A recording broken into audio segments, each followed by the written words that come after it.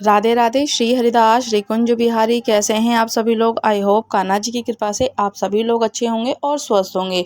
श्रावण मास महात्म्य कथा अध्याय 21। श्री शिवाय नमस्तुभ्यम, हर हर महादेव। आज हम श्रवण करेंगे 21 महात्म्य का। श्रावण मास की पूर्णिमा पर किए जाने वाले कृतज्ञों का संक्षिप्त में वर्णन और रक्षाबंधन की कथा को श्रवण करेंगे।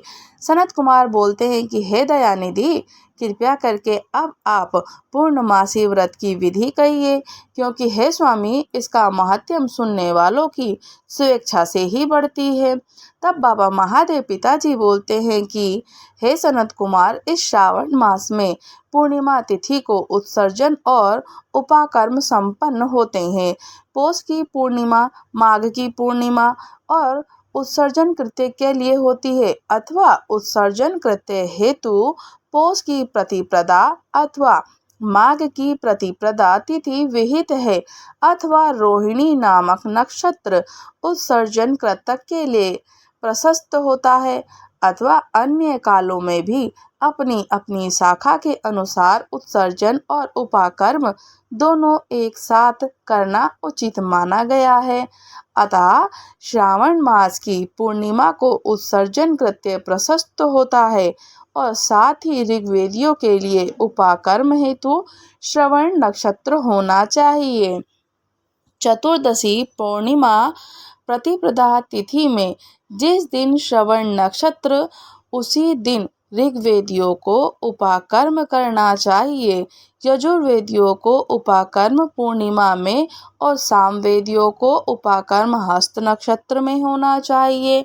शुक्र हो, गुरु हो या अस्तकाल में सुखपूर्वक उपाकर्म करना चाहिए, किंतु इस काल में इसका प्रारंभ पहले ही होना चाहिए, ऐसा शास्त्रविदों का मानना है। ग्रहण और संक्रांति के दूषित काल में अनंतर ही इसे करना चाहिए। हस्त नक्षत्र युक्त पंचमी तिथि में अथवा भादों की पूर्णिमा तिथि में उपाकर्म करें। अपने अपने गुहा सूत्र के अनुसार उत्सर्जन और उपाकर्म करें। अधिक मास आने पर इसे शुद्ध मास में करना चाहिए।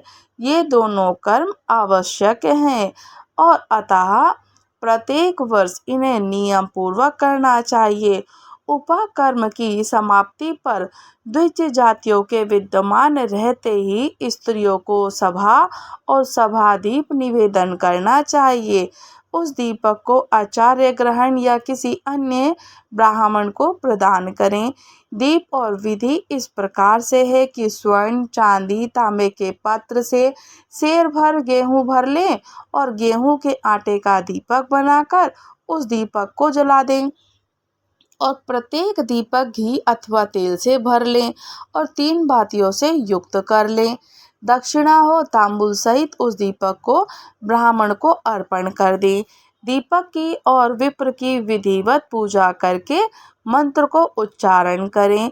दक्षिणा तांबुल से युक्त यदि उत्तम सभादीप मैंने देवों के देव को निवेदित किया है, मेरे मनोरथ अब पूर्ण हो, सभादीप प्रदान करके पुत्र पोष आदि से युक्त कुल उज्ज्वलता को प्राप्त होता है और यश के साथ निरंतर ही बढ़ता रहता है। इसे करने वाली स्त्री दूसरे जन्म में देवांगनाओं के समान स्वरूप प्राप्त करती है और वही स्त्री सौभाग्यवती कही जाती हैं, अपने पति की अत्यधिक प्रिय पात्र होती हैं। इसी प्रकार से 5 वर्ष तक इसे करने के पश्चात उद्यापन करना चाहिए। अपने सामर्थ्यता के अनुसार भक्ति पूर्वक दक्षिणा देनी चाहिए।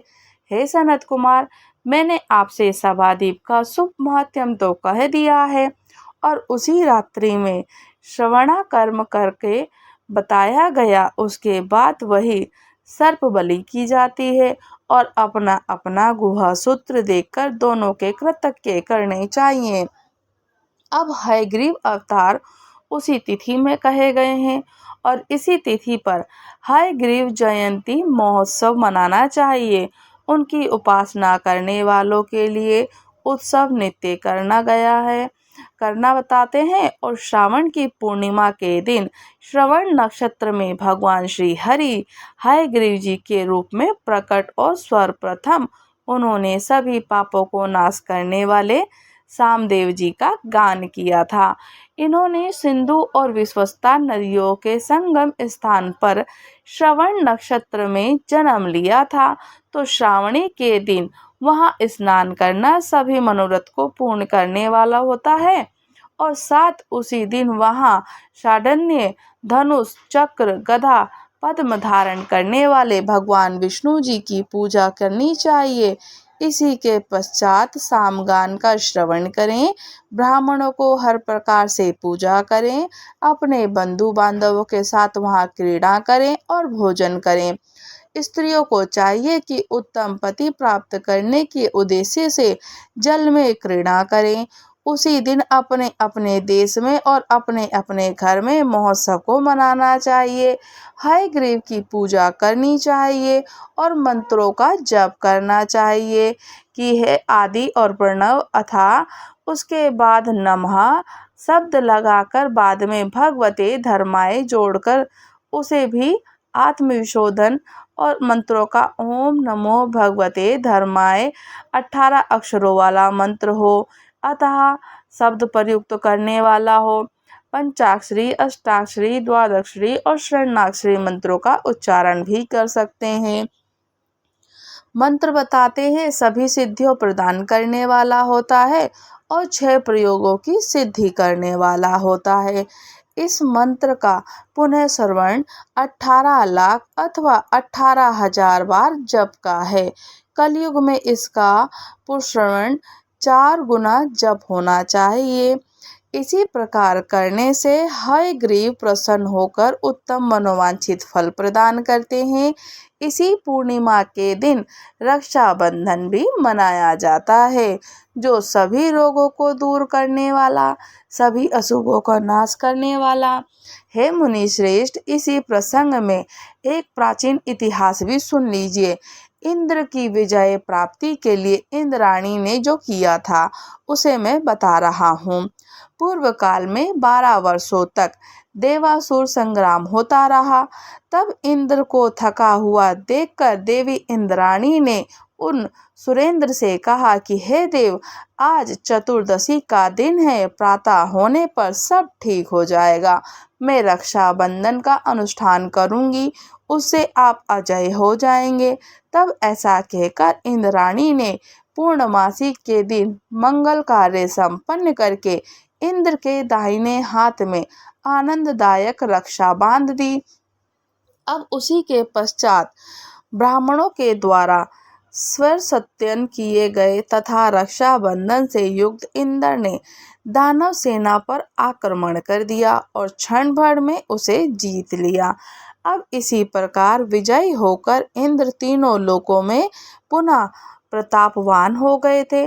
तो हे मुनि श्रेष्ठ, मैंने आपसे रक्षाबंधन के इस प्रभाव का वर्णन भी किया है, जो कि विजय प्रदान करने वाला, सुख देने वाला, पुत्र, आरोग्य, धन प्रदान करने वाला है। हे सनत कुमार, हे देव देवेश्वर, रक्षाबंधन किस विधि से और किस तिथि से किया जाता है? देवों की कृपा से अब आप इसे भी बताइए।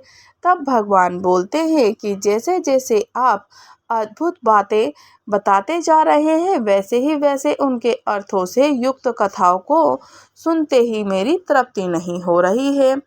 तब ईश्वर बाबा महादेव पिताजी बोलते हैं कि बुद्धिमान मनुष्य को चाहिए कि श्रावण का महीना आने पर पूर्णिमा तिथि को सूर्योदय के समय श्रुति स्मृति के विधान से स्नान करें और इसके बाद संध्या का जप करके आदि देवताओं को, ऋषियों को, पितरों को तर्पण करने के बाद स्वर्णमय पात्र में बनाई गई स्वर्ण सूत्रों से बंधी हुई मुक्ता आदि से विभूषित विचित्र और स्वच्छ रेशमी तंतुओं से निर्मित, विचित्र ग्रंथियों से सुशोभित, पद्मगुच्छों से अलंकृत और सर्प अक्षतों से गर्भित एक अत्यंत मनोहर रक्षा अथवा राखी बनाएं।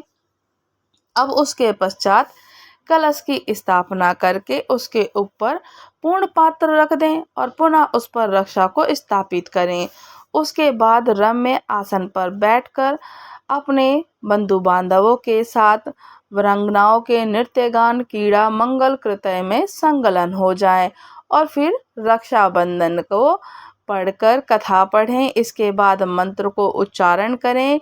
येन बद्धो बलि राजा दानवेंद्र महाबल, ये मंत्र है। तने त्वधंत रक्षो माँ चमा चल माँ चल, जिस बंधन से महान बल से संपन्न दानवों के पति राजा बलि बांधे गए थे, उसी से मैं आपको बांधता हूँ। हे रक्षा, चाल्यमान मत हो। ब्राह्मणों, क्षत्रिय, वैश्यों, शूद्र और मनुष्य को चाहिए कि यत्न पूर्वक ब्राह्मणों की पूजा करके रक्षाबंधन करे। जो इस विधि से रक्षाबंधन करते हैं वह सभी दोषों से रहित होकर वर्ष पर्यंत सुखी रहता है।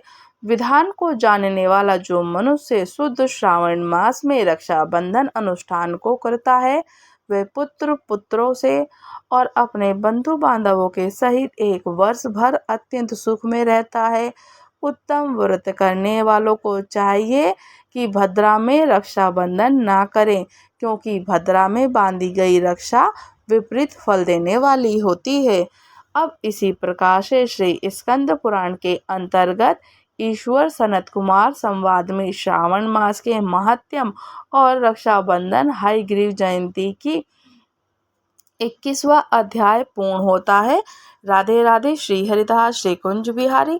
अगर आप लोग हमारे चैनल पर नए हैं तो चैनल को लाइक शेयर सब्सक्राइब करना बिल्कुल ना भूलें और मुझे कमेंट्स करके ज़रूर बताइएगा क्या आप लोग भी इसी प्रकार से रक्षाबंधन मनाते हैं।